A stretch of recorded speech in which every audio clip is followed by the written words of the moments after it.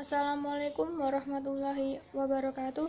Perkenalkan, nama saya Alfiana Aliana Bila dengan NIM 201200011 dari kelas PIA. Di sini saya akan membahas materi yang berjudul tentang masa perkembangan pubertas, dan apa saja yang kita bahas yaitu antara lain pertama tentang ciri-ciri masa puber, yang kedua tentang perkembangan fisik, kognitif, dan psikososial, yang ketiga tentang sebab-sebab puber, selanjutnya yang keempat tentang perkembangan perilaku pada masa puber, yang kelima tentang akibat perubahan dan kematangan yang menyimpang, yang keenam tentang bahaya dan kebahagiaan di masa kanak-kanak, dan yang terakhir yaitu tentang bagaimana cara menghadapi masa anak-anak yang memasuki masa puber. Sekarang kita akan membahas yang pertama yaitu tentang ciri-ciri masa puber. Apa saja sih ciri-ciri masa puber itu? Yang pertama, pada anak perempuan. Masa pubertas pada anak perempuan terjadi sekitar usia 11 tahunan. Dan ciri-ciri tersebut antaranya yaitu payudara terus tumbuh dan menjadi lebih penuh. Selanjutnya, anak perempuan mulai mengalami menstruasi yang terjadi pada setiap bulannya. Rambut pubik menjadi lebih kasar dan keriting. Dan pada anak perempuan juga ia akan mengalami tumbuhnya jerawat dan mengalami keputihan. Selanjutnya yaitu pubertas pada anak laki-laki. Pada anak laki-laki ini terjadi sekitar umur 12 tahunan, dan ciri-cirinya yaitu antara lain penis dan testis terus tumbuh. Selanjutnya rambut pubik makin tebal dan keriting, berkeringat lebih banyak, mengalami mimpi basah, dan pada umumnya suara anak laki-laki cenderung suara seperti bass dan tidak cempreng, dan ia akan mengalami berjerawat serta tumbuh makin tinggi sekitar 7-8 cm per tahunnya. Hal tersebut wajar-wajar saja terjadi baik pada anak perempuan maupun anak laki-laki, karena anak akan terus mengalami pertumbuhan perkembangan untuk menuju remaja, setelah itu ia akan menjadi dewasa sampai seterusnya. Dan pembahasan yang kedua yaitu tentang perkembangan fisik, kognitif, dan psikososial. Yang pertama, perkembangan fisik. Perkembangan fisik ini pada masa pubertas yaitu pada anak perempuan seperti payudara mulai tumbuh, terus tumbuhnya jerawat, mengalami menstruasi pada tiap bulannya, keputihan, dan lain-lain. Sedangkan pada anak laki-laki, dada semakin membidang, suara anak laki-laki cenderung ngebas dan mengalami mimpi basah dan lain-lain. Yang kedua yaitu perkembangan kognitif. Pada perkembangan ini remaja dipengaruhi oleh pematangan, yaitu tumbuhnya struktur-struktur fisik secara berangsur-angsur. Selanjutnya yang ketiga yaitu perkembangan psikososial. Pada perkembangan ini tingkah laku anak juga harus diperhatikan, karena masa puber ini anak akan bersosialisasi dengan keluarga, dengan temannya maupun dengan masyarakat. Jadi kita harus sebagai orang tua kita harus memastikan dia tidak bertingkah laku yang aneh-aneh. Selanjutnya yaitu pembahasan yang ketiga, yaitu tentang sebab-sebab puber. Apa saja sebab-sebab puber? Yaitu antara yang pertama, peran kelenjar pituitari. Kelenjar ini memproduksi dua hormon. Yang pertama yaitu hormon pertumbuhan yang berpengaruh dalam menentukan besarnya individu, dan hormon yang kedua yaitu hormon gonadotropik yang merangsang gonad untuk meningkatkan aktivitasnya. Dengan demikian, kepekaan gonad terhadap hormon gonadotropik terjadinya perubahan-perubahan masa puber dan meningkatkan dalam kegiatan. Kedua, peran gonad. Seiring pertumbuhan dan perkembangan gonad, bertambah besarlah organ-organ seks, yaitu ciri-ciri seks primer dan fungsinya pun menjadi matang. Begitu pula dengan ciri-ciri seks sekunder seperti berkembangnya rambut kemaluan. Dan yang ketiga, interaksi kelenjar pituitari dan gonad. Interaksi yang terjadi antara hormon gonadotropik dan gonad terus berlangsung selama kehidupan reproduksi seorang individu, dan kemudian akan berkurang secara perlahan pada saat seseorang tersebut akan mengalami masa menopause. Dan pembahasan yang keempat yaitu tentang perkembangan perilaku remaja pada masa puber. Pada perkembangan perilaku kognitif remaja sudah memiliki pola pikir sendiri dalam memecahkan suatu masalah. Mereka mengambil keputusan sesuai dengan pola pikir mereka sendiri-sendiri, dan mereka perlu adanya pengalaman agar mereka bisa beradaptasi dan agar mereka mampu berpikir mana yang baik dan mana yang buruk baginya. Selanjutnya yaitu pada Perkembangan sosio-emosional remaja. Pada perkembangan ini, remaja mengalami mood atau suasana hati yang cepat-cepat berubah. Jadi, itulah yang membuat remaja gampang emosi dan tidak ingin melakukan apapun karena suasana hatinya sedang tidak baik. Maka dari itu, sebagai orang tua, seharusnya memberikan perhatian agar mereka tidak merasa sendiri dengan keadaan mood yang cepat berubah-ubah.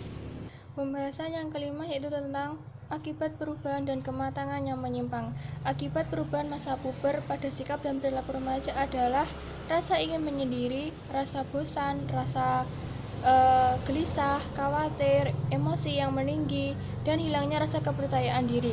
Dan semua itu membuat mereka tidak ingin beradaptasi atau berkomunikasi maupun bersosialisasi dengan orang lain. Dan peran orang tua pada perubahan sikap dan perilaku anak adalah sangat besar.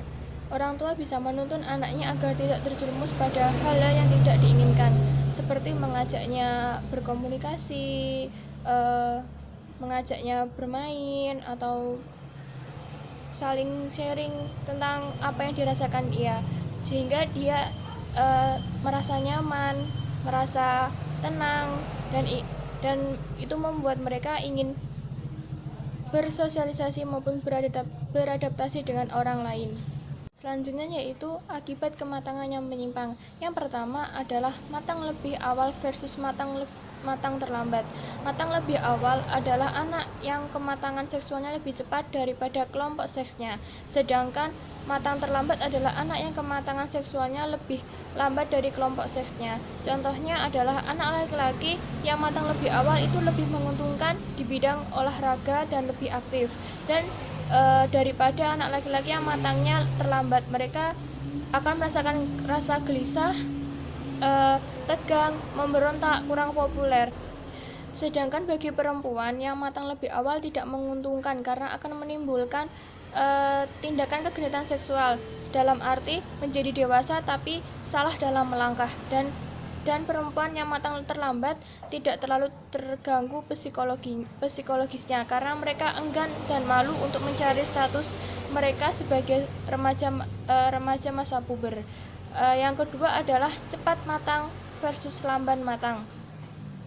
Cepat matang adalah anak yang akan banyak menghadapi masalah, perilakunya berlebihan dan menyebabkan tidak terkoordinasi dalam perilakunya dan kesulitan dalam mengendalikan pertumbuhan fisik yang sangat cepat. Sedangkan lamban matang adalah anak yang sering dihantui ketakutan tidak akan menjadi dewasa dan masalah yang dihadapinya sama dengan matang yang terlambat, yaitu sering diperlakukan seperti anak kecil. Selanjutnya yaitu pembahasan yang keenam tentang bahaya dan kebahagiaan di masa kanak-kanak. Bahaya pubertas yang sering terjadi di kalangan anak-anak sekarang adalah pubertas dini. Pubertas dini adalah kondisi di mana tubuh anak mulai mengalami perubahan menuju dewasa pada usia yang lebih cepat dan dari kondisi pada umumnya. Penyebab pubertas dini seperti infeksi kelainan hormon, tumor, atau kelainan cedera pada otak yang dapat menyebabkan pubertas dini.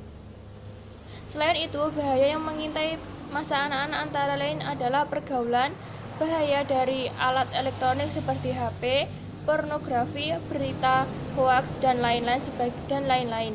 Pada usia ini, anak juga mengalami perubahan emosional, jadi orang tua harus memperhatikan anak-anaknya dalam bergaul, maupun pada saat anak itu memegang HP, karena dikhawatirkan anak tersebut akan bertindak tidak sesuai dengan apa yang kita inginkan. Selanjutnya yaitu kebahagiaan di masa kanak-kanak. Kebahagiaannya adalah mereka dapat berhubungan baik dengan orang tua, mendapat kasih sayang dari orang tua maupun keluarga yang lainnya, memiliki teman yang baik, dan memiliki waktu bermain dengan teman-temannya, dan mendapat dorongan dari orang tua atas bakat dan minatnya agar ia mendapatkan prestasi. Dan pembahasan yang terakhir yaitu tentang bagaimana cara menghadapi masa anak-anak yang memasuki masa puber. Masa puber adalah serangkaian perubahan alami yang dialami setiap anak. Cara menghadapi anak yang masuk masa puber perlu dipahami oleh orang tua, karena anak-anak menginginkan lebih banyak privasi dan waktu untuk diri mereka sendiri. Jadi orang tua harus pintar menemukan momen ketika anak tampaknya terbuka untuk membicarakan hal-hal terkait masalah puber. Dan cara untuk menghadapi anak-anak yang memasuki masa puber yaitu dengan cara yang pertama, dengan menanamkan ajaran agama kepada anak, misalnya mengajarkan anak tentang diharuskannya apabila sudah balik harus melaksanakan sholat. Yang kedua, orang tua harus mampu menjadi sumber informasi terutama bagi anak-anaknya tentang masalah pubertas maupun dalam hal apapun.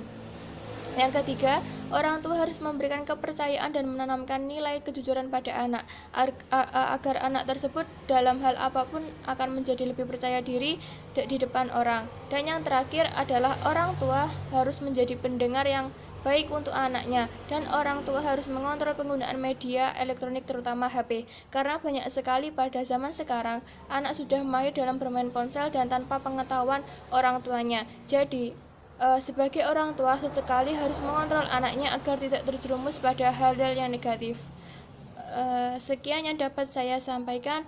Mohon maaf apabila banyak salah kata. Akhirnya, wassalamualaikum warahmatullahi wabarakatuh.